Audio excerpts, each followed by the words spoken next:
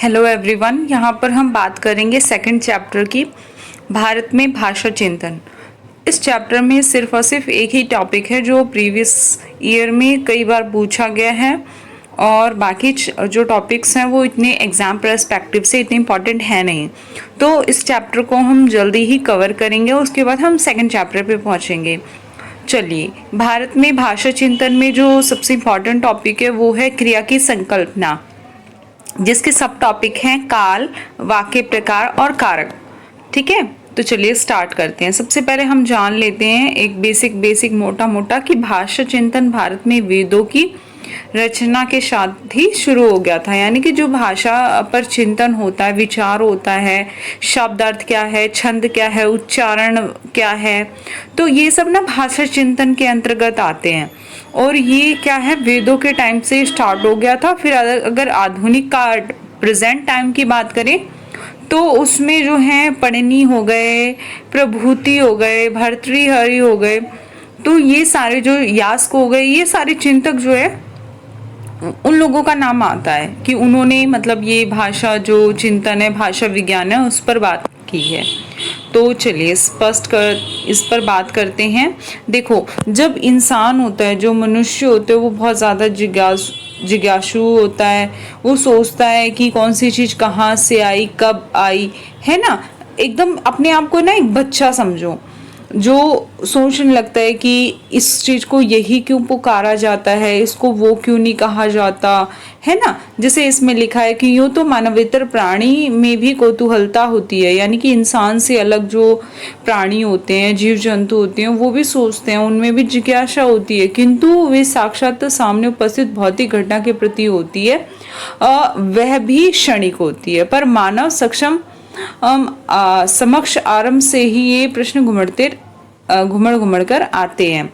यानी कि जो बाकी प्राणियों में होती है वो थोड़ी देर के लिए होती है, लेकिन अगर ह्यूमन की बात करें तो वो बार बार वो प्रश्न आते रहते हैं, बार बार मतलब उसके मन में वही प्रश्न उठते हैं कि मैं कौन हूँ, नवजात शिशु कहाँ से आया, और दिवांगा जो उनके पिताश्री वो कहाँ चले गए, सृष्टि का सृजनहार, इस संसार को बनाया किसने है, ये कौन, कहाँ, कब आदि की जो जिज्ञासा है, उससे ज़्यादा जो जिज्ञासा उत्पन्न करता है वो करता है क्यों, ऐसा क्यों हुआ, ऐसे कैसे हुआ, है ना। साइंस में हम क्यों और कैसे प्रश्नों के उत्तर ढूंढने की कोशिश करते हैं। जैसे पेड़ से सेब नीचे गिरा, क्यों गिरा, आकाश से बादल जो फटा वो कैसे फटा, क्यों फटा, है ना। प्रकाश, सूर्य प्रकाश के साथ ऊष्मा गर्मी क्यों देता है ना। ये अनेक वैज्ञानिक सिद्धांत आविष्कारों, इन्हीं सब चीज़ों से क्या हुआ, विज्ञान का आविष्कार हुआ, है ना। चिंतन जो है वो और ज़्यादा इस विषय पर बढ़ा। फिर उसके बाद इनके जो कारण हैं वो निकाले गए। सेम एग्जैक्ट ऐसा ही भाषा के साथ होता है। ठीक है, भाषा के प्रति भी ह्यूमन जो होते हैं उनके मन में जिज्ञासा उत्पन्न होती है कि ये जो वस्तु है को ध्वनि संयोजन से क्यों पुकारते हैं, ध्वनि संयोजन के सुनते ही क्यों सत्ता का बिंब मानस पटल पर खिंच जाता है। जैसे हम कहते हैं लाइट, तो लाइट सुनते ही ना हमारे मन में रोशनी अपने आप, मतलब ट्यूबलाइट हो गई, ठीक है, अंधेरे से उजाले की चीज अपने आप हमारे दिमाग में आ जाती है। अगर मैंने बोला बर्तन तो ऑब्वियसली मेरे दिमाग में बर्तन आ जाएगा। अगर मैंने बोला चौक तो स्लेट और चौक मेरे दिमाग में, मतलब मुझे ऐसे उसकी तस्वीर अपने आप खिंच जाएगी, है ना। तो ये ऐसे ही प्रश्न बच्चा जो होता है, छोटा सा बच्चा, उसके मन में भी घुमड़ते रहते हैं। ठीक है, और इन्हीं सब चीजों को, इन्हीं प्रश्नों से क्या हुआ, भाषा चिंतन का शुरुआत हुई। ठीक है, तो इस तरह आपने बहुत अच्छे से समझ लिया कि भाषा चिंतन होता क्या है। और अगर ऐसे बात करें, भाषा का आरंभ वाक्य से हुआ और इसका भी प्रथम उल्लेख पढ़नी, है ना। पढ़नी के बारे में आप बहुत ज़्यादा आगे भी पढ़ेंगे, बहुत मतलब पढ़नी हो गए, ब्लूमफील्ड हो गए, चॉम्स्की हो गए, ऐसे विचारक ना इस बुक में आए हैं और उनके बारे में आप धीरे धीरे ऐसे पढ़ते जाएंगे। तो पढ़नी जो है उनका एक ग्रंथ है अष्टाध्यायी, उसमें मिलता है कि वो कहते हैं कि भारत में और बाकी जो विचारक हैं उसमें हैं पतंजलि, कात्यायन, भर्तृहरि, यास्क आदि, भाषा चिंतन पर इन्होंने बात की है। और भारत में भाषा को लेकर आदिकाल से ही मतलब शुरुआत थी, वो था ही वेदों में ही। और भारत का सर्वाधिक प्राचीन ग्रंथ जो है वो मौखिक में थे। मौखिक में इसलिए क्योंकि पहले लिखित भाषा उपलब्ध नहीं थी, कोड उपलब्ध नहीं थी हमारे पास। तो एक गुरु ने अपने शिष्य को जैसे हमें उसमें बौद्ध ग्रंथ मिलते हैं, तो पहले हमें मौखिक रूप में मिले थे। गुरु अपने शिष्य को मौखिक रूप में अपने मंत्र सिखाता है और ज्ञान सिखाता है, फिर धीरे धीरे वो लिखित रूप में ग्रंथों में हमें उपलब्ध हो गए। और प्रारंभ में ही भाषा के लिए वाक शब्द का बड़ी प्रासंगिकता रही। यानी वाक मीन्स क्या होता है, कुछ लोग इसे वाणी कहते हैं, कुछ शब्द कहते हैं। भाषा का व्यक्तिगत पक्ष है ये, है ना। वाक के संदर्भ में पढ़नी शिक्षा पर अत्यंत सूक्ष्म व्याख्या मिलते हैं। यानी कि जो पढ़नी है उन्होंने वाक पर बेहद विस्तार से बात की है। उन्होंने जो वाक है उसको 4 अवस्थाएं मानी है भाषा चिंतन में, और वो है परा, पश्यंती, मध्यमा और बैखरी। ठीक है, तो मेन बेसिकली आप वाक की जो 4 अवस्थाएं हैं उसको याद रखना। और तो बाकी कुछ इम्पोर्टेंट नहीं है इसमें। वो कहते हैं कि भारत जो ये हैं हमारे भर्तृहरि, ठीक है, माफ कीजिएगा, पढ़नी है ना। पढ़नी कहते हैं कि बुद्धि के साथ आत्मा अर्थों और वस्तु को देकर बोलने की इच्छा से मन को प्रेरित करती है। देखो एक एग्जाम्पल देती हूँ, जैसे हम कोई चीज है वो देखते हैं, तो क्या होता है कि उसकी लाइट हमारी आंखों पर पड़ती है, फिर वो हमारे लेंस से गुजरते हुए फिर क्या करती है, हमारी जो रेटिना होती है उस पर पहुंचती है, उस पर उसकी तस्वीर बनती है, वो हमारे नर्व्स तक पहुंचती है। नर्व्स हमारे दिमाग से संदेश आता है कि हाँ ये इस चीज की तस्वीर है, तुमने ये देखा है ना। और ये बहुत स्पीड में होता है, तो मतलब एक प्रोसेस होता है इसका पर्टिकुलर, है ना। तो इसी तरह हमारे भी जब हम किसी चीज को सुनते हैं, समझते हैं, तो उसका एक प्रोसेस होता है। उस प्रोसेस को इन्होंने एक्सप्लेन किया। वो कहते हैं कि बुद्धि के साथ आत्मा, यानी हमारा माइंड के साथ हमारी जो आत्मा होती है वस्तु को देखकर बोलने की इच्छा प्रेरित करती है, जिज्ञासा प्रमोट करती है, उसे प्रेरित करती है हमारे मन को। और फिर उसके बाद क्या आता है, मन शारीरिक शक्ति, यानी कि हमारा मुंह हिलता है ना, तो वो शारीरिक शक्ति से उस पर दबाव डालता है। इससे वायु से प्रेरणा उत्पन्न होती है, यानी हम जब बोलते हैं तो हमारे मुंह से एयर भी निकलती है ना। तो बस वही बड़े ही सूक्ष्म तरीके से उन्होंने उसको कहा कि वायु से प्रेरणा उत्पन्न होती है।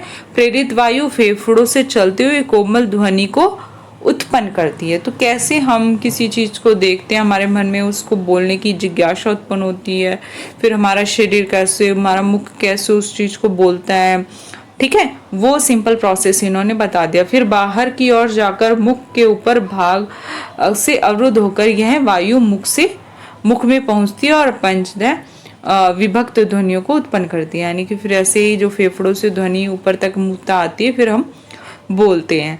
वाक व्यक्ति की भाषात्मक अभिक्षमता है, यानी कि व्यक्ति जो बोलता है वो उसकी भाषा, उसकी क्षमता को, भाषात्मक क्षमता को दिखाता है। ठीक है, कहा गया है कि चेतना से शून्य, मतलब जिस व्यक्ति के मन में चेतना ना जागे वो मनुष्य पशु है ना।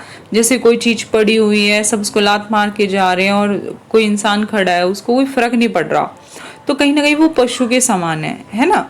उसको कोई असर नहीं पड़ रहा। जैसा गधा होता है, उसको कोई असर नहीं पड़ रहा होता कई बार कई चीजों का, तो उसे क्या कहते हैं, वो तो मतलब बिल्कुल गधा है, पशु है ना, जिसे कोई असर ही नहीं पड़ रहा।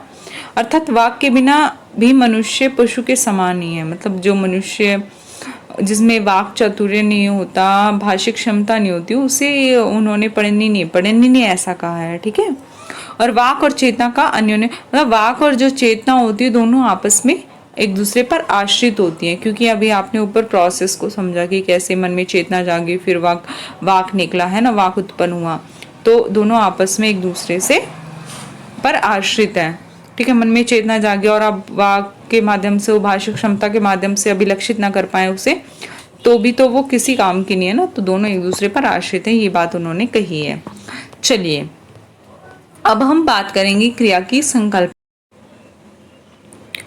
क्रिया की संकल्पना ये बहुत इंपॉर्टेंट टॉपिक है। बच्चा दूध पी रहा है में पीने की जो क्रिया कर रहा है वो क्या है, क्रिया है है ना, जैसे हम हिंदी व्याकरण में पढ़ते हैं, सेम वही चीज आपको समझना है, ठीक है। मोहन खाना खा रहा है, मैं मतलब मोहन खाना को खा रहा है, तो खाने की जो खाना जो है वो एक क्रिया है, ठीक है। तो लेकिन जब हम इसे भाषा चिंतन में पढ़ते हैं तो ये ना थोड़ा सा और ज़्यादा गहराई में बात करता है, ठीक है। चलिए शुरू करते हैं। प्रत्येक क्रिया अनेक अव्यभूत गौण क्रियाओं से मिलकर बनती है। मतलब कोई भी काम हम करते हैं तो वो क्या होती है, वो सिर्फ एक, जैसे हम खाना खा रहे हैं तो खाना खाना सिर्फ एक मतलब जस्ट हमने मतलब उसका भी एक प्रोसेस है, स्टेप बाय स्टेप है। उसमें भी हम थोड़ा थोड़ा, जैसे मुझे ग्लास पानी पीना है तो मैं चल के जा रही हूँ, मटके में मैंने ग्लास से पानी लिया, या मैंने फ्रिज से बॉटल निकाली, उसको ग्लास में पानी डाला, फिर मैंने उसको पिया। तो एक प्रोसेस है, डिफरेंट एक्टिविटीज मैंने मतलब डिफरेंट टाइप की छोटी छोटी एक्टिविटी की, उसके बाद मैंने उसको पिया, है ना। तो इसी तरह वो कहते हैं, जो व्याकरणिक है वो कहते हैं कि कोई सज्जन खाना खा रहे हैं, क्रिया विश्लेषणार्थ चल कैमरे से एक वीडियो रील तैयार की जा रही है। कोई उस रील को फ्रेम दर फ्रेम देखे तो उसे दिखाई पड़ेगा कि वे, अगर फ्रेम दर फ्रेम अगर वो देखे तो कैसे दिखेगा कि वे रोटी तोड़ रहे हैं, है ना। खाना खाना भी देखे, उसके कितने सब टॉपिक्स में उसको बांट दिया कि पहले वो रोटी तोड़ रहे हैं यानी तोड़ना क्रिया हो गई, फिर दाल सब्जी में उसे डुबो रहे हैं तो डुबोना एक क्रिया हो गई, फिर मुंह के पास कोर पहुंचा रहे हैं तो कोर डालना हो गया क्रिया, फिर दांतों से चबा रहे हैं चबाना क्रिया हो गया, कुछ द्रवित कंठ और भोजन नलिका से जठर में पहुंच रहे हैं, फिर निगलना हो गया। और इन फ्रेमों को धार प्रवाह यानी कंटिन्यूसली देखा जाए तो ये पूरी प्रक्रिया जो है वो क्या कहलाएगी, वो खाना खाना कहलाएगी। भर्तृहरि के अनुसार प्रत्येक क्रिया वस्तु अनेक अनेक उपक्रियाओं, है ना, डिफरेंट सब जो वर्क हैं, उपक्रियाएं हैं, उनसे गौण क्रियाएं हैं, उनका पूरा एक समूह है, कोई भी एक क्रिया है ना। जैसे इसमें भी खाना खाने का जो क्रिया है उसमें ये उसके तोड़ना, कोर डालना, ठीक है, निगलना, ये सारी उसकी उपक्रियाएं हो गई, है ना। तो क्या होते हैं, इसी तरह उपक्रियाओं से ही एक के बाद एक निष्पत्ति को प्राप्त कर क्रिया जो है मुख्य क्रिया निष्पन्न होती है, मतलब खत्म होती है ना, पूर्ण होती है।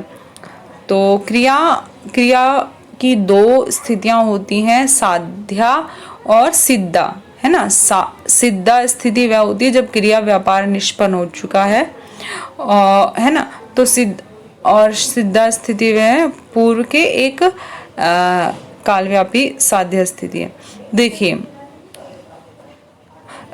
साध्या वो होती है जैसे कोई चीज क्या होती है कि कोई काम पूरा होने से पहले जो किया जाता है ना। जैसे मान लो खाना जो है पकाया गया, ठीक है, तो वो साध्या हो गई, खाने को खाया गया वो सिद्धा हो गई, है ना।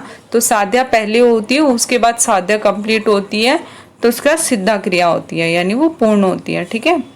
तो चलिए इसी तरह यास्क की बात करते हैं। यास्क क्रिया उत्पन्न या आरंभ होती है, क्रिया अपरिवर्तित होती है।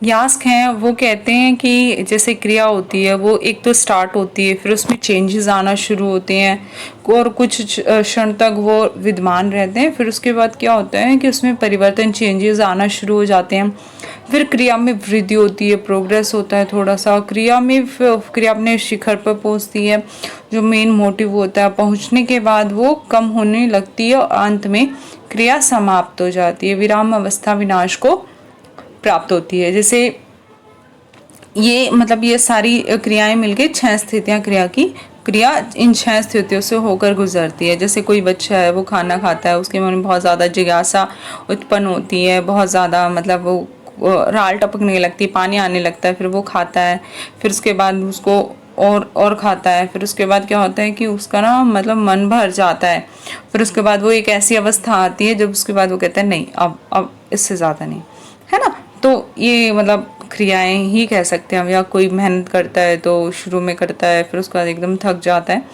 तो ये सब क्रियाएं की अवस्थाएं 6 अवस्था यास्क ने बताई हैं। और एक महत्वपूर्ण है कि जो ये इम्पॉर्टेंट है, ये आप देख लीजिए कि क्या है। एक अन्य महत्वपूर्ण संकल्पना फल व्यापार की है ना। फल को आप क्या बोलते हैं, एक तरह से जैसे बिजनेस होता है, बिजनेस में हम पैसा बनाते हैं, पैसा, तो फल को आप पैसा भी समझ सकते हैं। उससे क्या है, कॉन्सेप्ट समझने में ना आसान हो जाएगा। एक अन्य महत्वपूर्ण संकल्पना व्यापार और फल की है ना। प्रत्येक धातु के फल और व्यापार दो अर्थ होते हैं, यानी कि हम कुछ करते हैं तो उसमें व्यापार और फल दो चीजें होती हैं। सामान्य भाषा में फल व प्राप्ति का उद्देश्य बनाकर व्यक्ति किसी कार्य में प्रवृत्त होता है, यानी कि जैसे हम कोई काम करते हैं तो हमें पैसा मिलेगा, है ना। तो पैसे के लालच में हम वो काम करते हैं, कोई काम करते हैं, तो जो काम कर रहे हैं वो व्यापार है और उससे जो हमें मिला वो फल है ना। फल की प्राप्ति के लिए व्यक्ति जो जो कार्य करता है वह क्रिया व्यापार है ना। तो जो पैसा कमाने के लिए जो व्यक्ति जो कार्य करता है वो क्रिया व्यापार, फल व्यापार यानी क्रिया व्यापार कहलाता है, और जो फल मिला उसे फल व्यापार कहलाता है। व्याकरण में भी कुछ सीमा तक यही अर्थ है ना। व्याकरण में इसी रूप में लिया जाता है। क्रिया व्यापार और की साध्य अवस्था से मतलब जो साध्य यानी कि कोई चीज हम करते हैं, ठीक है, तो वो साध्य अवस्था हो गई।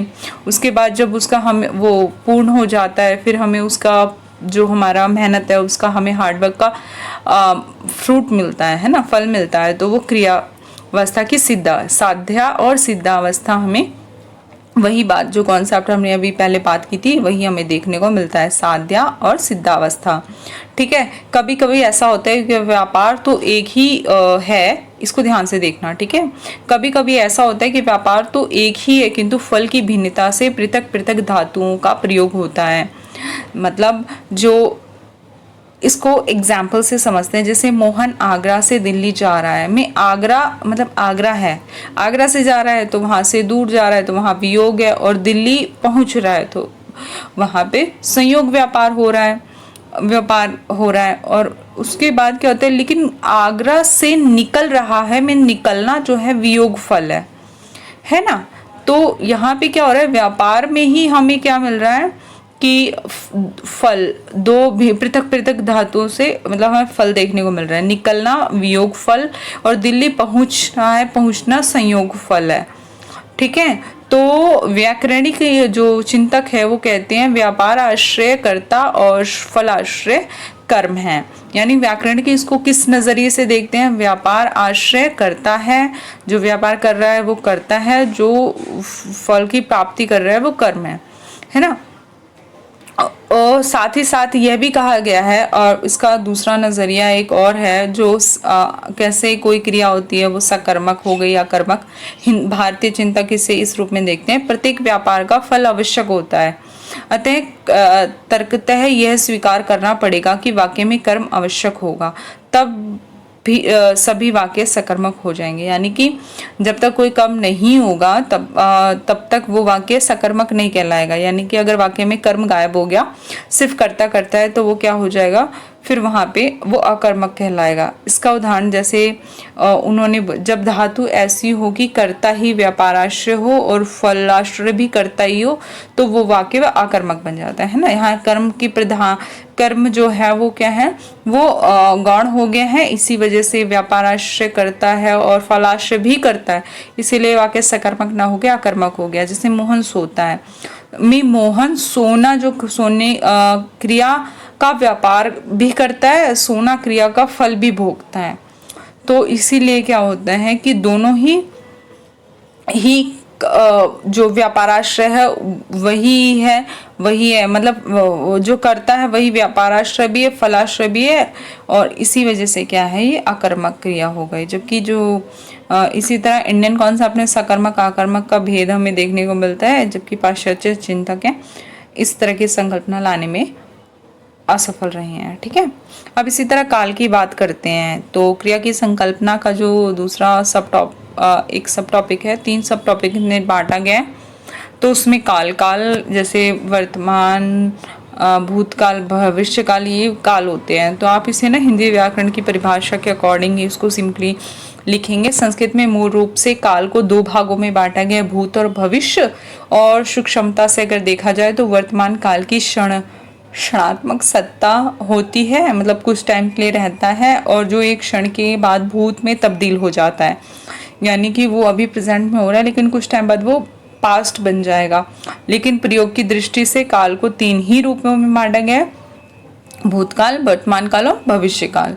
ठीक है, तो जो भूतकाल है यानी कि जो जो मतलब क्या है, यदि कोई क्रिया आरंभ होकर समाप्त हो गई है तो वो भूतकाल कहलाएगी, जैसे लंग, जिसे संस्कृत में लंग लकार कहते हैं। और वर्तमान काल जो क्रिया आरंभ होकर फिर समाप्त नहीं हुई है और अभी चल रही है उसे वर्तमान काल कहते हैं, वर्तमान को लट लकार कहते हैं संस्कृत में। इसी तरह भविष्य जो होने वाला है उसे लिट लकार कहते हैं। ठीक है, और उसके बाद क्या है, वाक्य प्रकार। वाक्य प्रकार पर क्या बात की कि पढ़ने ने वाक्य के प्रकारों का विस्तार से उन्होंने चर्चा की है और उसका विवेचन किया है।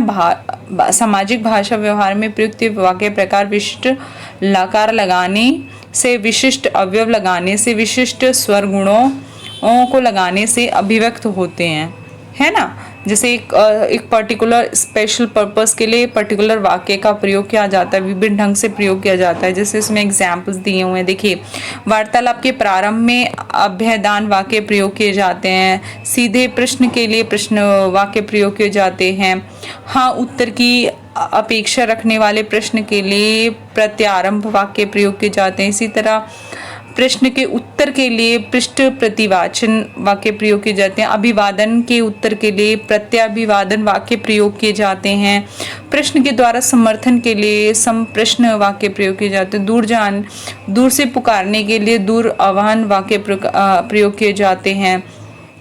इसी तरह अनेक कार्यों के लिए एक साथ आदेश देने के लिए विनियोग वाक्य प्रयोग किए जाते हैं और निवेदन के लिए प्रार्थना वाक्य प्रयोग किए जाते हैं, अनुमति लेने के लिए अश्वणा वाक्य प्रयोग किए जाते हैं और मनचाहा चाहे जो करने की आज्ञा लेने के लिए अतिसर्ग प्रयोग किए जाते हैं। इसी तरह आदर के लिए अभिष्ट वाक्य प्रयोग किए जाते हैं, आदि आदि आप इसमें देख सकते हैं। ठीक है, अब आगे कारक। कारक की बात करें तो मैं बेसिकली आपको यही बोलना चाहूँगी कि कारक आप जो हिंदी व्याकरण होती है ना, कर्ता कर्म करण, यहाँ जो 8 इसके हैं भेद, वो हिंदी व्याकरण वाली परिभाषा ही लिखे, नहीं तो मैंने सेंट्रल लाइब्रेरी से जो बुक ली है उसमें वो काफ़ी अच्छा लिखा है, तो मैं वहाँ से आपको इस टॉपिक को कवर करवा दूंगी। इस बुक में ये टॉपिक बिल्कुल कारक के भेद जो हैं, कर्ता हो गया, कर्म हो गए, ये सारा ना मुझे यहाँ इस बुक में अच्छा नहीं लगा और बिल्कुल भी इंटरेस्टेड नहीं था, बिल्कुल संस्कृत की लैंग्वेज लिखी हुई थी, इसलिए मैंने इसको कवर नहीं किया है। मैं आपको वहाँ से वो टॉपिक कवर करवा दूंगी। इसी के साथ ये वीडियो ख़त्म होती है। मैं आपसे रिक्वेस्ट करूँगी, अगर आपको वीडियो अच्छी लगी है तो आप प्लीज़ इसे लाइक करें और सब्सक्राइब करें, और अगर कोई कमी लगी है तो कमेंट बॉक्स में आप बोल सकते हैं। बाकी थैंक यू।